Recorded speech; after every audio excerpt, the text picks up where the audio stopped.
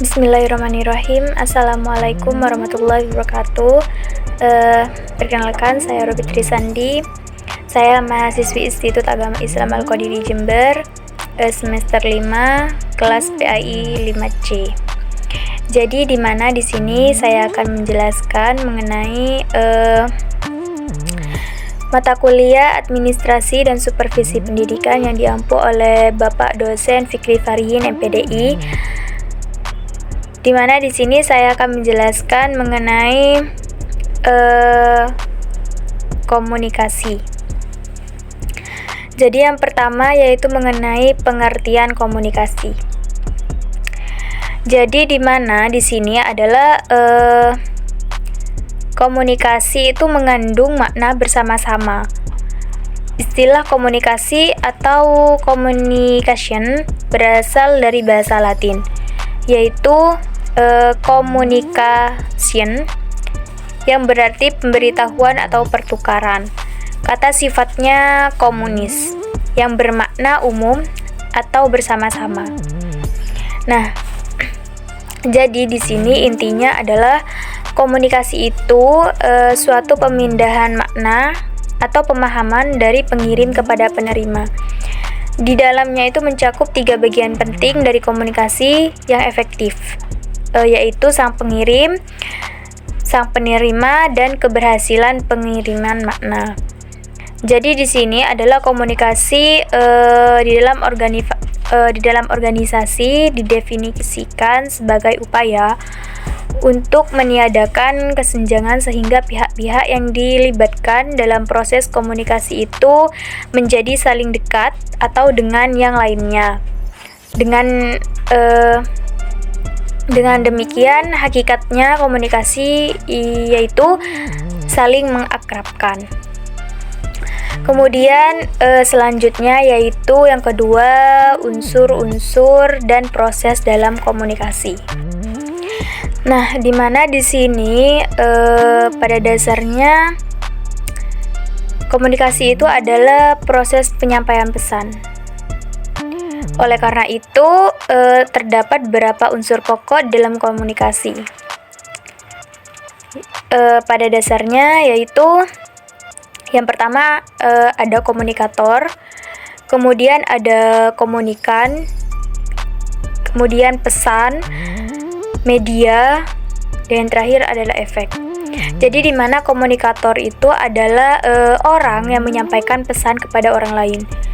Kemudian yang kedua, komunikan, yang dimana di sini adalah menerima pesan dari orang lain. Kemudian pesan, yaitu adalah sesuatu yang disampaikan dapat berupa informasi, perasaan, instruksi, dan lain-lainnya. Dan yang keempat adalah media, di mana di dalam media ini bentuk atau cara pesan itu disampaikan. Dan media dapat berupa lisan, tertulis, film, dan bentuk lainnya. Dan yang terakhir yaitu efek, di mana perubahan yang terjadi pada komunikan sesuai dengan harapan komunikator. Itu merupakan unsur-unsur dan proses dalam komunikasi.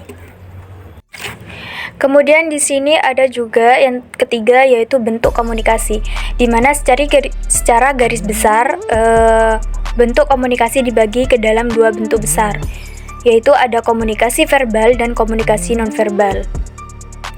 Meskipun kedua bentuk komunikasi ini berbeda, akan tetapi dalam pelaksanaannya keduanya saling melengkapi. Bahkan dapat dikatakan bahwa dalam setiap komunikasi verbal akan selalu didukung oleh komunikasi nonverbal. Jadi yang pertama adalah komunikasi verbal, yaitu adalah komunikasi yang menggunakan simbol-simbol yang berlaku umum atau yang biasa digunakan oleh kebanyakan orang dalam proses komunikasi. Kemudian komunikasi nonverbal. Yang kedua yaitu komunikasi nonverbal, yaitu adalah komunikasi yang menggunakan sejumlah kumpulan dari isyarat, gerak tubuh, intonasi suara, sikap, dan sebagainya yang memungkinkan seseorang dapat berkomunikasi dengan baik.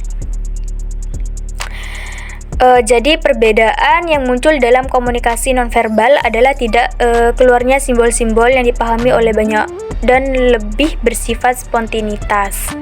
Akan tetapi dalam pelaksanaannya itu memiliki banyak manfaat karena dapat memberikan penguatan terhadap komunikasi verbal yang sedang dilaksanakan. Dan adapun beberapa contoh mengenai komunikasi nonverbal, yaitu seperti ekspresi wajah dan mata seseorang, gerakan tubuh dan posisi tubuh ketika berkomunikasi, tinggi rendahnya suara yang dipergunakan, penampilan seorang, sentuhan yang dilakukan oleh seorang kepada orang lain, dan jarak serta waktu yang dipakai oleh seorang untuk berkomunikasi. Jadi komunikasi verbal dan nonverbal itu dipentingkan dalam organisasi dan dapat melingkupi komunikasi internal dan eksternal. Jadi di mana komunikasi internal itu meliputi komunikasi personal, komunikasi kelompok, kemudian sedangkan komunikasi eksternal adalah komunikasi antara pimpinan organisasi dengan halayak di luar organisasi. Di mana yang pertama yaitu komunikasi personal. Jadi komunikasi personal itu komunikasi yang terjadi antara dua orang yang berlangsung secara tatap muka, face to face, ataupun melalui mediated communication. Kemudian yang kedua yaitu komunikasi kelompok, di mana di sini komunikasi kelompok adalah komunikasi antara seorang dengan sekelompok orang dalam situasi tatap muka, bisa kelompok besar atau kelompok kecil. Jadi itu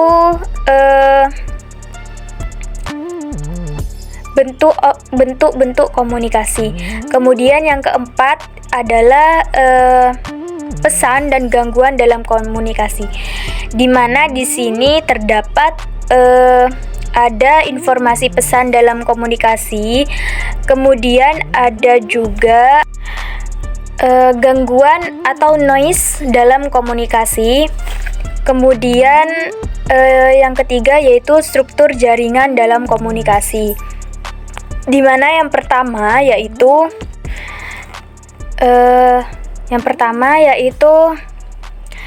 informasi pesan dalam komunikasi. Jadi di mana di sini informasi itu adalah hasil proses intelektual seorang. Jadi proses intelektual adalah mengolah atau memproses stimulus yang masuk ke dalam diri individu melalui panca indera.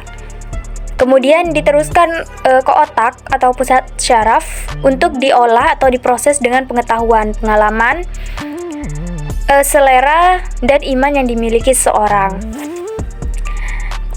Kemudian yang kedua yaitu adalah gangguan, di mana gangguan dalam komunikasi adalah hal-hal yang muncul dalam komunikasi yang menyebabkan komunikasi terhambat. Artinya perilaku yang diharapkan muncul tidak muncul karena terhambatnya pesan yang disampaikan atau pemilihan media yang tidak sesuai dengan karakteristik pesan yang ingin disampaikan.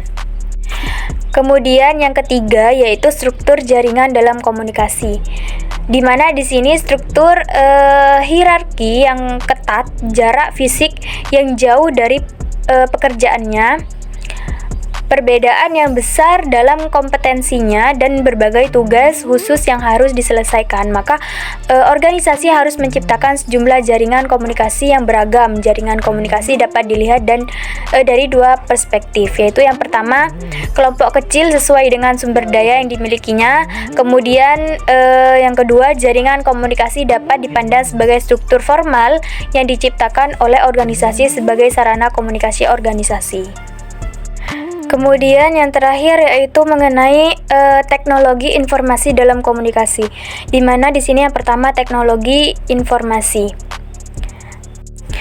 Jadi di mana keberhasilan organisasi dapat mencapai tujuannya tersebut juga ditentukan oleh beberapa besar bahwa organisasi dapat menyerap pertumbuhan teknologi yang berkembang sesuai dengan kapasitasnya. Jadi teknologi yang dimaksud tidak hanya pendukung produksi atau jasa langsung, akan tetapi juga kaitannya dengan unsur komunikasi dalam organisasi yang harus fasilitasi dengan teknologi. Mungkin hanya itu yang bisa saya sampaikan mengenai materi komunikasi. Jadi selebihnya mohon maaf. Akhirul kalam. Wassalamualaikum warahmatullahi wabarakatuh.